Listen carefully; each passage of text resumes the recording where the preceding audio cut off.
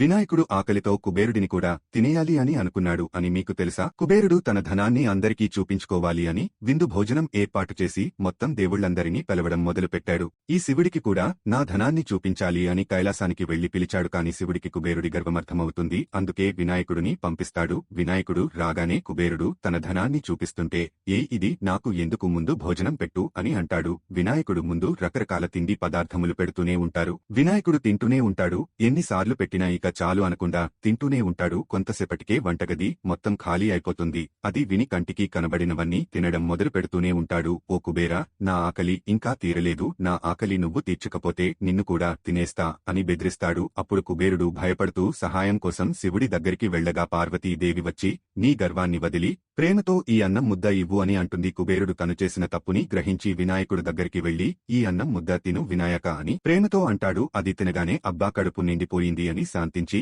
ఇది ముందే ఇవ్వచ్చు కదా కుబేర అని నవ్వుతూ ముషికుడు మీద కైలాసానికి వెళ్లిపోతాడు.